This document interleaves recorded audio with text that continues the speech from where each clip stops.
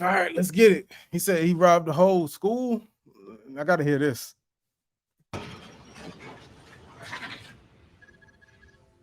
whole school. At what point did you know that rap was what you wanted to do? Oh, I loved hip hop since the beginning, since day one of hip hop. Now, rap, I always rapped, 8 years old, 9, 10 years old. I always been battling in schools, but I took the streets and the drug game more serious than rap. And so, unfortunately, I can't make no excuses, but I wanted to get rich or die trying. You know, Wait a minute. Wait a minute. Wait a minute. Wait a minute. Did he just use one of his former enemies' line? Oh my god, lines. But what the yo? Wait a minute, bro. You said what? Say this again, man. Make me big. Make me big. What did I just hear? Man, say that shit again. I can't make no excuses, but I wanted to get rich or die trying. Fuck out of here. You know, No. I never liked being poor. And so I knew that I was willing to take whatever risks I had to take to become successful. And so we targeted that game and became really, really good at that and really successful. And so a bunch of my friends started going to jail for the RICO. You know, that's when the RICO was invented. And so they took down John Gotti with the RICO. And so if they took down the Italian mafia, who was the smartest gangsters ever lived, you know, the Italian mafia, they have a son that's a lawyer, they have a son that's an accountant, then the other three are gangsters, and the father's the Don. Like the whole hierarchy is created on how we're gonna get away with crimes. Right? And not stereotyping. There's very hardworking Italians. I love you all. I'm just trying to tell you of a life of crime. And they was taking them down. So imagine Puerto Ricans and black guys that, you go walk in the store and you see a black or a Spanish dude that's in the streets, they on the phone going, yo, I need 10 of them things, trying to impress the whole store, not knowing they're going to jail for 80 years for talking that shit on the phone. Sheesh. And so all my friends were going to jail. So Diamond D talked me into making music. I went to the Apollo Theater, amateur night at Apollo. So you talking about somebody that you used to look at, I don't know where you from, but, you know, in the streets, I was a don. You know, to going into the mercy of the people where they could boo you and throw apples at you and throw you off the stage talking about, I want to rap.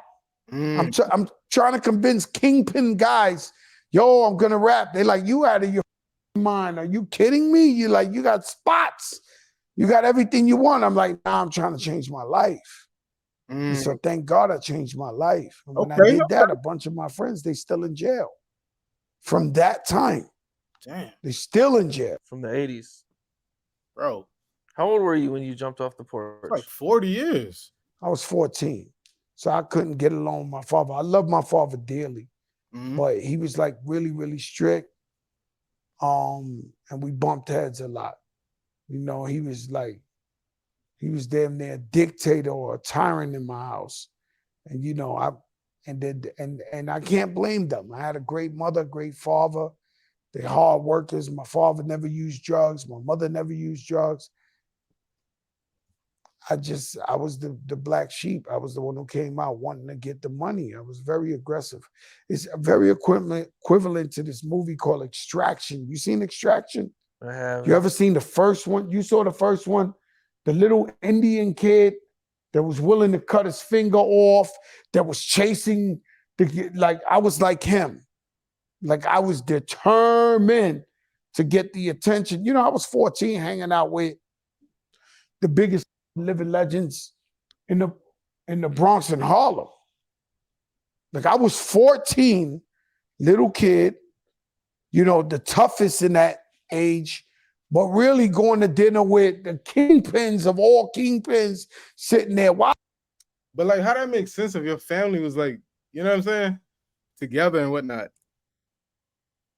if you had you had mother and father and all that, like you just saying they bad parents because they wasn't there. Like, what do you like? I don't really get that. You got both of them at work at the same time. They just like 14, go outside, do your thing.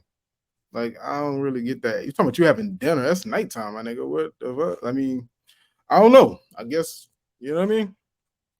Watching them, they all love Fat Joey, and I was just learning. Like I was like, yo, I want to be like them. I want to have the money. I want to have the girls. I want to have the jewelry. I want to have the cars. I want to have the this. You know, and so thank God I changed my life towards music.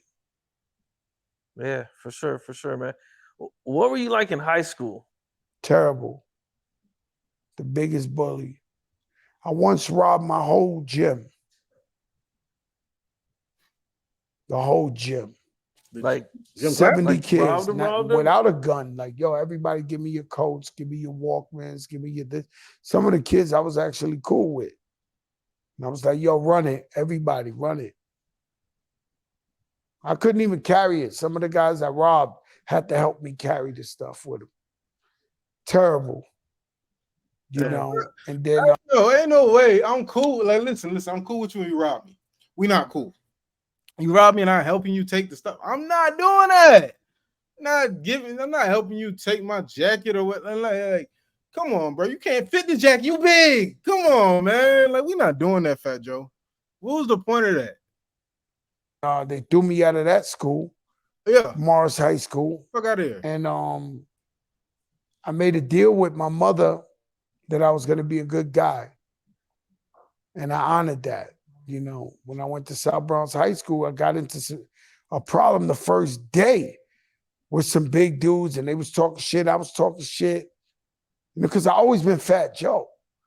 You know, I could go to a new neighborhood, and I'm me. You know, I had a lot of problems being me because I've always been like Fat Joe. You know Fat Joe now, so it's like, yo, we know Fat Joe. But think of a 14-year-old Spanish kid with blonde hair and green eyes going to a 95% black neighborhood with a V-leather bomber going, yo, what's up, Nick? What's good, y'all? Yo, what we doing here? What? Hey, why you have blonde hair and your beard is red? No, this shit is wild. Like, what are you, bro? This nigga's an amalgamation. Is that what you call it? Like, he said blonde hair, green eyes, and he got a red beard now. What are you? Puerto Rican? Irish? What are you, bro? Where's this alien from? Yeah, exactly. Is he crazy? What is he? We have never seen one of these. You know, but I always been me. And so I go to South Bronx High School after they throw me out of fucking being Saddam Hussein. In my other high school, I promised my moms I'm going to be a nice guy. First day, niggas try to fuck with me. So I make a phone call. I call Morris High School. I call the lunchroom. A little girl picked up. None of my guys was there. I was like, please, because these guys was big. It was big. It was going to fuck me up. And so I was like, yo, tell the guys, I got problems coming to South Bronx High School. So when I go outside, so we had a girl from my block. Her name was Yogi. Yolanda went to South Bronx. So she was telling the kids, like, yo, I don't think y'all know who y'all with. Like, you know, like I said, it wasn't social media. There was another side of the Bronx, another side of town. She was telling them, don't with them. I'm telling you. They're gonna come, like you bugging out. And they were like, I guess the tough guys of the neighborhood.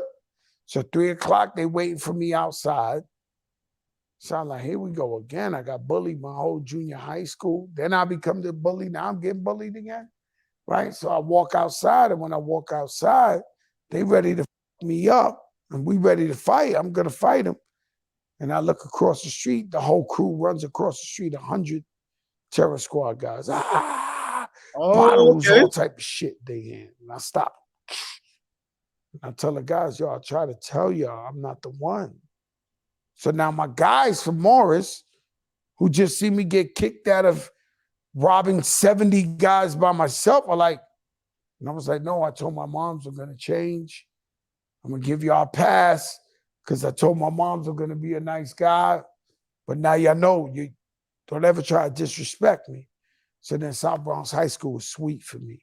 Mm. You know, nobody ever fucked with me. I didn't have to do much. They had more girls in that school. You know, it was a good place. Did you graduate? No. But shout out to Luis Torres. He was my teacher. He was a great guy. Rest in peace, man. A real great guy who always told me to follow my dreams and my goals. What's up? This is Oh shit, press the wrong button. Press the wrong button, guys.